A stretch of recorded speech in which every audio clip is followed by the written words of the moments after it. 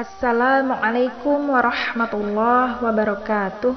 Alhamdulillah wassalatu wassalamu ala rasulillah amma ba'du.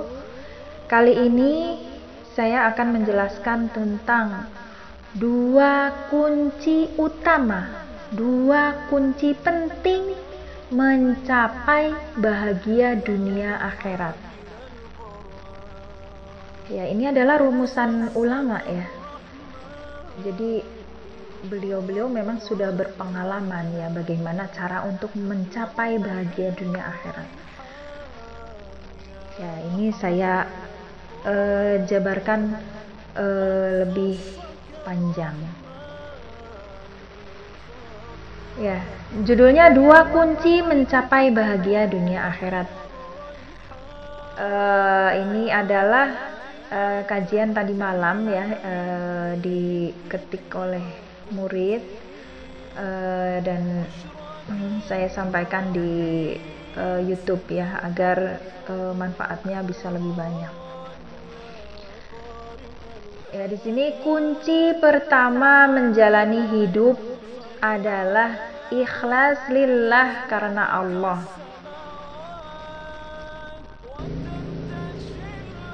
Ya, jadi kunci pertama adalah harus ikhlas. Ya, harus ikhlas dalam menjalani segala aktivitas kita. Karena dengan keikhlasan ini maka akan Allah beri kunci yang kedua, yaitu diberikannya oleh Allah pintu hidayah untuk beramal sesuai yang dicontohkan Rasulnya. Nah, ini dua kunci yang sangat penting. Jadi yang pertama harus ikhlas dulu. Ya, kalau tidak ada keikhlasan, Allah juga tidak akan memberikan kita hidayah untuk beramal. Ya, harus mengikhlaskan dulu segala apapun yang kita lakukan. Karena ikhlas itu luas, bukan hanya ikhlas riya, bukan. Bahkan ikhlas dalam sedekah, ikhlas dalam birrul walidain, ikhlas dalam berdakwah, ikhlas dalam bekerja, ya, semua itu butuh keikhlasan ya, agar Allah berikan yang kedua ini, yaitu melakukan segala aktivitas seperti yang Rasul contohkan, seperti yang Rasul lakukan. Jika sudah punya dua kunci ini, maka engkau laksana raja, laksana ratu. Karena sudah Allah kabarkan di surat An-Nur ayat 55. Saya bacakan ayatnya dulu ya, itu di situ. Dan Allah telah berjanji pada orang-orang yang beriman di antara kamu dan mengerjakan amal-amal yang sholih, bahwa Dia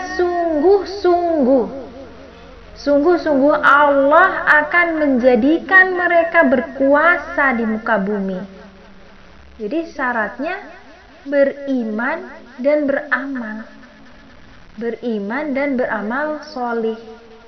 Beramal sholih berarti sesuai yang dicontohkan oleh Rasul. Maka akan menjadikan kita berkuasa di muka bumi, sebagaimana Dia telah menjadikan orang-orang sebelum mereka berkuasa. Dan sungguh Dia akan meneguhkan bagi mereka agama yang telah diridhoinya untuk mereka, dan Dia benar-benar akan menukar keadaan mereka sesudah mereka dalam ketakutan menjadi aman sentosa. Ya, jadi bonusnya ada berapa di sini? 2 ya. Bonus diberikan kekuasaan di bumi. 3 malah. Yang bonus kedua adalah diberikan keteguhan dalam agama. Lalu yang ketiga, bonus ketiga, diberikan atau ditukar rasa takut mereka dengan keadaan yang aman sentosa. Ya, ini adalah 3 keutamaan dari beriman dan beramal solih.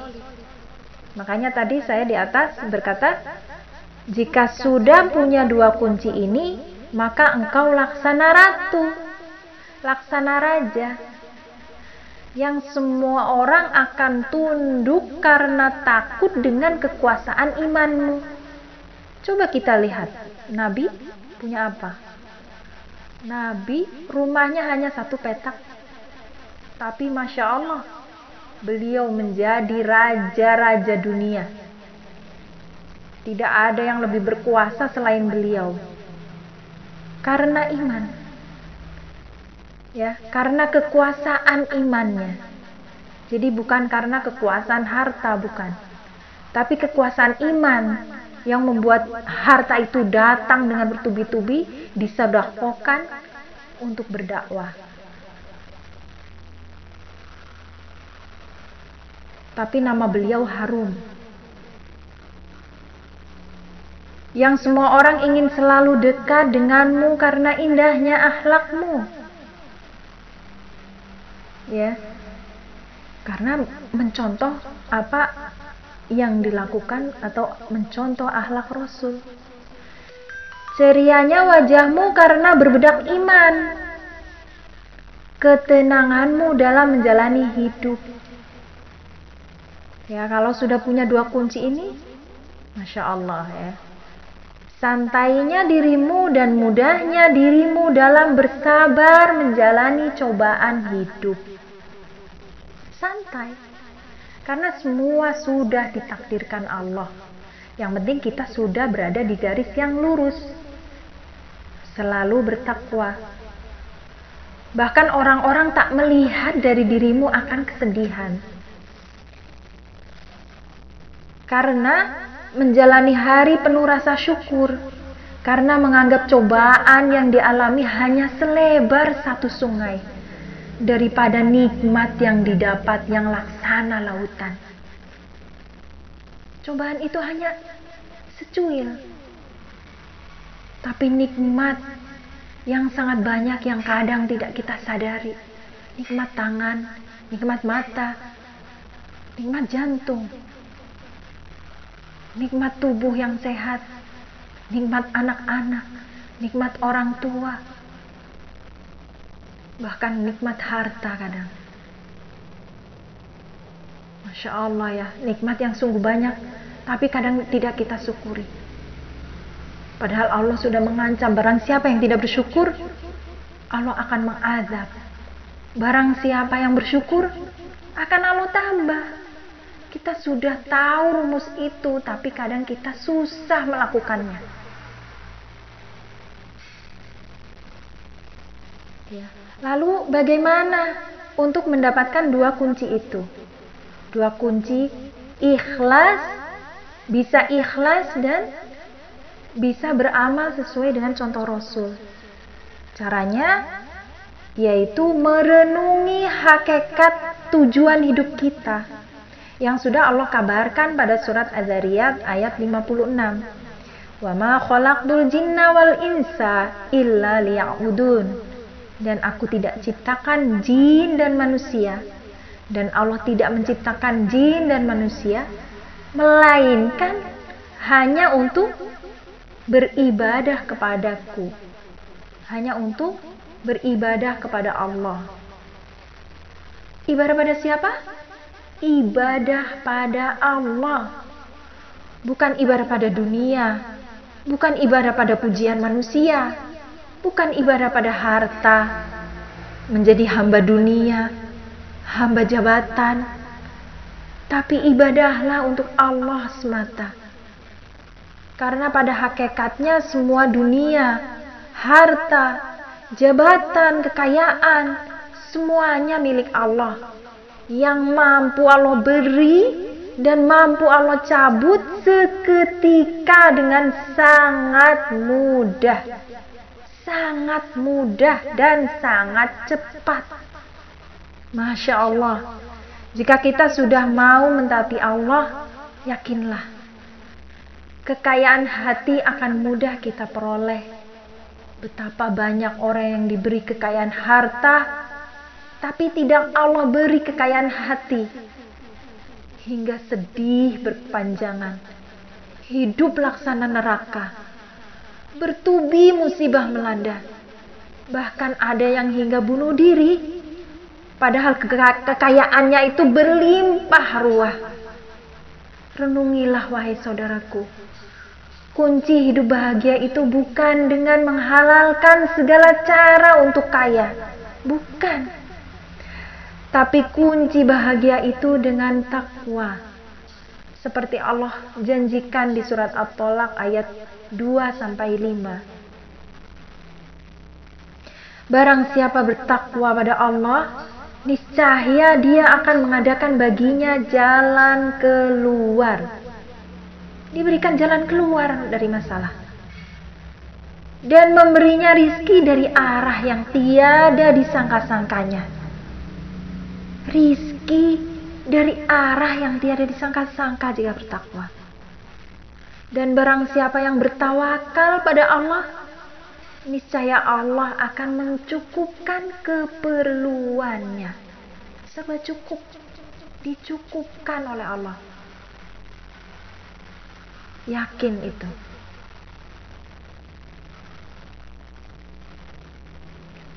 Lalu di ayat 4 dan 5-nya, dan barang siapa yang bertakwa pada Allah, niscaya Allah menjadikan baginya kemudahan dalam urusannya. Mudah. Segala urusan itu mudah tanpa kita sangka-sangka. Juga barang siapa yang bertakwa pada Allah, niscaya dia akan menghapus kesalahan-kesalahan dosanya, menghapus dosa-dosanya, dan akan melipat gandakan pahala baginya. Pahala dilipat gandakan, Masya Allah. Cukup surat At-Tolak ini yang menjadi pegangan hidup, menjadi pedoman hidup kita dalam menjalani hidup, agar kita selamat dunia akhirat, agar kita bahagia dunia akhirat. Jadi yang 3 keutamaan itu untuk dunia kita, yang 2 keutamaan akhir tadi untuk akhirat kita. Dunia dan akhirat dapat kalau kita mengamalkan surat At-Tolak ayat 4-5 ini, yaitu bertakwa. Bahkan penyakit pun bisa sembuh hanya dengan taubat dan takwa. Penyakit bisa sembuh hanya dengan taubat, istighfar, dan takwa. Karena pada hakikatnya yang menyembuhkan itu Allah. Karena pada hakikatnya mayoritas penyakit itu biasanya karena maksiat. Karena kita menzolimi orang lain bisa jadi. Jadi kita harus perlu muhasabah terus. Kenapa? Kenapa saya kok diberi penyakit ini? Kenapa saya kok dapat ujian seperti ini? Apa dosa saya? Nah, kalaupun belum sembuh sakitnya, sudah taubat dan takwa, kalaupun belum sembuh, kita merasa sudah berusaha taubat dan takwa, bisa jadi takwa kita belum sempurna akibat dari ilmu kita yang minim. Makanya kita harus terus menuntut ilmu agar kekurangan-kekurangan dari kaedah-kaedah hidup yang Allah terangkan di dalam Al-Quran itu semakin sempurna. Diberikan kesempurnaan ilmu, menjadikan sempurnanya takwa kita, maka kesembuhan pun akan sempurna. Atau bisa jadi penyakit tersebut atau ujian tersebut belum Allah angkat karena Allah ingin kita lebih tinggi derajatnya di akhirat. Ya. Jadi kita harus terus berhusnudzon pada Allah. Husnudzon pada Allah seperti di surat Al-Fat. Ya, mukmin itu harus selalu husnudzon dalam segala keadaan, baik keadaan baik maupun keadaan buruk menurut kita. Karena pada dasarnya buruk menurut kita belum tentu buruk menurut Allah. Mungkin Allah ada hikmah di balik itu. Ya, karena sudah banyak diterangkan di Al-Quran ya. Yang menurut kita buruk ternyata malah sebenarnya baik.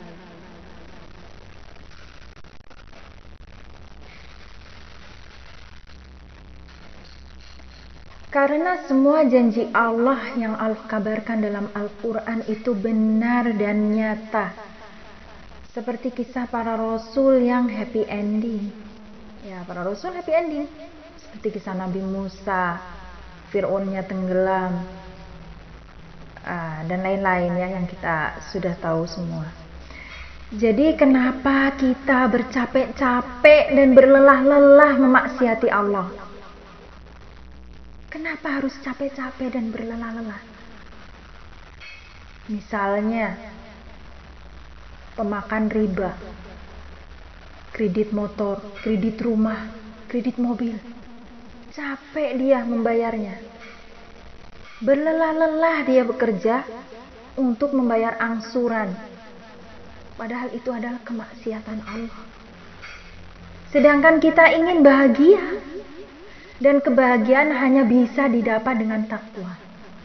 Lalu bagaimana akan bahagia dengan harta riba? Padahal Allah sudah menentukan rizki setiap orang. Sebenarnya pemakan riba itu, dia itu mengambil hak dia yang rizki dia yang harusnya beberapa tahun ke depan. Cuman dia ambil paksa dengan rizki riba tersebut. Padahal sudah Allah tentukan rizki dia itu segitu. Jadi berarti umur dia bisa berkurang karena rizki dia sudah Allah ambil duluan. Karena tidaklah seseorang mati kecuali rizkinya sudah dipenuhi semua, sudah dicukupkan semua. Lalu kenapa harus berlelah-lelah, bercapek-capek, sedangkan memang rizki pasti ditentukan oleh Allah sehari itu segitu. Kenapa kita harus memaksa yang bukan hak kita, yang belum hak kita? Karena pasti rizki itu akan Allah beri sesuai yang Allah takar, sesuai yang Allah gariskan untuk kita. Mari kita sama-sama kembali merenungi, kembali bertaubat, kembali dari nol memperbaiki diri. Maka kebahagiaan dunia akhirat pasti akan kita raih. Yarhamukumullah. Semoga Allah merahmati kita. Allahumma faqihna fid din. Semoga Allah faqihkan agama-agama kita. Semoga Allah faqihkan agama kita. Allahumma amin. Mari perbanyak doa. Rabbana atina fid dunya hasanah wa fil akhirati hasanah wa qina adzabannar. Ya Allah, berikanlah kepada kami kebaikan di dunia dan berikan pula kebaikan di akhirat, dan lindungilah kami dari siksa neraka. Lalu, bisakah kita mendeteksi kita sudah ikhlas atau belum? Kita sudah ikhlas atau belum? Bisa. Jawabnya bisa. Keikhlasan tersebut bisa dideteksi oleh kita sendiri, tidak oleh orang lain. Orang lain tidak bisa. Yang bisa mendeteksi hanyalah hati kita sendiri, karena kita yang melakukan, karena kita yang punya hati. Kita yang punya hati tersebut. Jadi bisa dideteksi keikhlasan kita. Karena terdapat buah dari keikhlasan itu. Dan terdapat ciri-ciri dari keikhlasan tersebut. Buahnya adalah hati kita makin bahagia. Bukan bahagia yang pura-pura loh ya. Tapi bahagia yang membuat hati kita tenang, tentram. Coba kita renungi, hati kita sudah tenang atau tentram? Kalau sudah, berarti ada indikasi kita sudah ikhlas dalam menjalani hidup. Karena maksiat itu sesuatu yang membuat hati kita tidak tenang. Ingat itu. Maksiat itu sesuatu yang membuat hati kita tidak tenang. Kalau hati kita tidak tenang, berarti kita lagi maksiat. Salah satu maksiat yaitu tidak ikhlas. Salah satu ketidakikhlasan itu adalah riya. Ya, ini agak salah ketik ya. Jadi salah satu ketidakikhlasan itu adalah riya. Ingin dipuji, ingin dilihat orang, ya. Orang yang riya akan selalu diliputi kecemasan dalam hidup. Karena orientasinya dia dalam amal tersebut hanya untuk dunia. Takut harta dan jabatannya hilang. Takut celaan dan makian orang lain. Seputar itu yang dia pikirkan. Itulah orang yang riya. Tidak ada hari yang bahagia untuknya. Hari-harinya hanya diliputi dengan kecemasan, ketakutan. Ketakutan akan harta, jabatan hilang, celaan manusia. Yang dipikirkan hanya dunia, dunia, dunia. Lalu ciri-ciri ikhlasnya apa? Ikhlas juga punya ciri-ciri yang bisa dideteksi, yaitu orang tersebut bertambah taat dan takwa pada Allah. Ya, kalau kita semakin hari semakin maksiat, semakin jauh dari Allah, berarti kita perlu mempertanyakan keikhlasan kita. Perlu mempertanyakan sebenarnya apa tujuan hidupnya. Karena tujuan hidup itu hanya untuk ibadah. Lalu bagaimana disebut ibadah kalau bermaksiat? Ya, jadi semakin hari semakin terlihat takwa dan taat. Itu ciri-cirinya. Ciri-ciri ikhlas. Bertambah dalam haus untuk menuntut ilmu. Nah, kalau tiap hari semakin malas menuntut ilmu, dipertanyakan juga keikhlasan dia dalam amal. Karena kita tahu dengan ilmu, dengan menuntut ilmu, ya, maka akan tercapai kebahagiaan dan keikhlasan tersebut. Karena hanya dengan sempurnanya ilmu, maka akan didapat makin sempurnanya kebahagiaan hidup tersebut. Itu tidak bisa kita pungkiri. Karena dengan ilmu kita akan rajin beramal solih. Bagaimana kalau amal solih kita akan dikatakan benar atau solih amalnya? Kalau ternyata ilmu kita sedikit. Terutama ilmu akidah, adab, akhlak, fikih, itu ya. Itu sudah janji Allah pada surat An-Nahl ayat 97.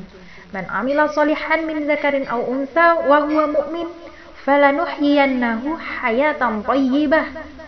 Barang siapa yang mengerjakan amal solih, baik laki-laki maupun perempuan, dalam keadaan beriman, maka sesungguhnya akan kami berikan, akan Allah berikan kepadanya kehidupan yang baik. Dan sesungguhnya walanajziyannahum ajrahum bi ahsani ma kanu ya'malun. Walanajziyannahum,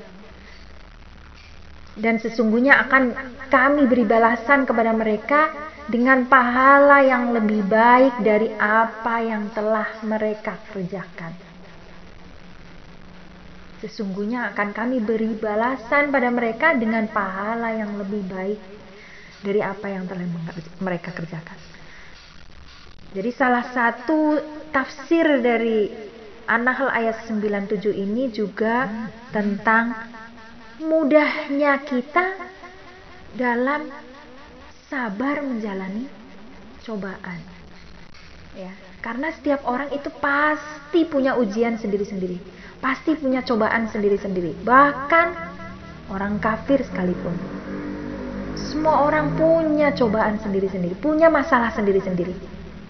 Tapi bagi orang yang beriman dan beramal sholih, Allah janjikan di surat An-Nahl ayat 97 akan Allah berikan kemudahan untuk bersabar dalam menjalani ujian tersebut. Bisa bersabar. Ya. Ini adalah kenikmatan yang sangat besar ya. Kita bisa dengan mudah bersabar. Bahkan lebih dari itu, bukan sabar aja. Bahkan mensyukuri nikmat. Ya. Dan menganggap cobaan itu sangat kecil dibandingkan dengan nikmat yang ada. Nikmat yang telah kita peroleh. Bahkan semakin takut akan kufur nikmat. Hari-harinya hanya diliputi, aku sudah bersyukur belum hari ini? Aku sudah bersyukur belum hari ini? Apa yang belum aku syukuri hari ini? Karena dia sangat takut kalau tidak disyukuri hal tersebut, akan berkurang nikmat tersebut. Kalau tidak disyukuri, Allah gak akan tambah nikmat tersebut. Yang dia hanya memikirkan bagaimana caranya agar bisa bersyukur. Jadi sabar itu kadang tidak dia pikirkan. Sabar itu tidak dia pikirkan, otomatis sudah sabar, karena yang dia pikirkan setiap hari hanya bagaimana apakah saya sudah bersyukur atau belum hari ini. Karena sangat takutnya tidak bersyukur atas nikmat Allah yang membuat Allah murka, yang membuat Allah cabut nikmat-nikmat yang selama ini ada. Ya, ini posternya ya, janji Allah bagi orang yang bertakwa di surat At-Tolak ayat 2-5. Ya, ini kalau kita amalkan surat At-Tolak ini sudah cukup bagi kita ya. 3 keutamaan adalah untuk keutamaan dunia, 2 keutamaan lagi adalah untuk akhirat kita. Diberi solusi, dimudahkan urusan, diberi rizki tak disangka. Ini kan untuk kebahagiaan dunia kita. Dihapusnya dosa, dilipat gandakan pahala, ini untuk akhirat kita. Ya, jadi ini sudah sangat sempurna perintah Allah di surat At-Tolak ya. Ya, kita perlu meyakini ini ya. Jadi kita perlu menjalani ini. Jadi kesimpulannya secara garis besar, 2 kunci yang sangat-sangat utama yang harus kita perhatikan. Yaitu yang pertama adalah ikhlas. Yang kedua harus mencontoh Rasul. Karena Rasul itu adalah Rasul, beliaulah yang paling bertakwa. Ya, ikhlas dan takwa. Cara takwa bagaimana? Harus sesuai yang dicontohkan Rasul dalam takwa. Tapi ingat poin ke-1. Ini banyak yang tidak bisa menggapai ini. Banyak yang tidak bisa menggapai kebahagiaan ini karena salah jalan nomor 1. Tidak ikhlas. Mulai sekarang kita harus muhasabah terus. Karena iman kita naik turun setiap hari. Kadang naik, kadang turun. Kadang pagi naik, sore bisa turun. Itu iman. Karena kita kadang lupa berzikir pada Allah. Kita kurang beribadah pada Allah. Kita kurang mengingat Allah. Akhirnya iman kita turun. Karena syaitan memang sangat pintar-pintar ya. Sangat pintar menggoda kita. Ya, jadi kita harus, poin nomor 1 harus sangat-sangat dilakukan oleh kita. Ikhlaskan semua kehidupan kita hanya untuk Allah. Tidur sekalipun, makan sekalipun, semua harus diikhlaskan untuk Allah. Jangan sampai hanya karena dunia. Adapun jika niatnya dua, yaitu untuk dunia dan akhirat, maka boleh. Kalau amal tersebut memang ada keutamaannya disebutkan di dalam Al-Quran dan hadis, ada dalilnya. Misalnya sedekah akan dilipat gandakan hartanya, itu sudah janji Allah. Tidak apa-apa kita meniatkan untuk itu, ya, meniatkan agar harta kita bertambah dan meniatkan juga ikhlas karena Allah, boleh ya, karena hal itu disebutkan di dalam Al-Quran dan hadis. Jadi tidak apa-apa ya, dua niat dalam satu amal, niat dunia, niat mendapatkan dunia, maupun niat karena Allah ya. Jadi syaratnya keutamaan tersebut atau niat dunia tersebut ada disebutkan di dalam Al-Quran dan hadis. Ya, mungkin ini saja ya yang bisa saya sampaikan. Semoga apa yang sudah saya sampaikan ini bisa berguna untuk kita mudah mengamalkannya, sehingga kita menjadi semakin bahagia, semakin hari semakin bahagia, karena kita mengamalkan dua kunci ini ya. Jadi jika kita sudah mengamalkan dua kunci ini, yakinlah para ulama sudah merumuskan, para ulama sudah berpengalaman, para alim, mereka lebih alim dari kita. Mereka sudah tahu apa yang harus dilakukan agar menggapai bahagia itu. Ya, semoga kita bisa mengamalkannya dan semoga berkah. Semoga kita semakin bahagia untuk saya dan untuk kalian semua. Mohon maaf kalau banyak kekurangan. Jazakumullah khairan. Assalamualaikum. Subhanaka Allahumma wa bihamdika asyhadu an la ilaha illa anta astaghfiruka wa atubu ilaik. Assalamualaikum warahmatullahi wabarakatuh.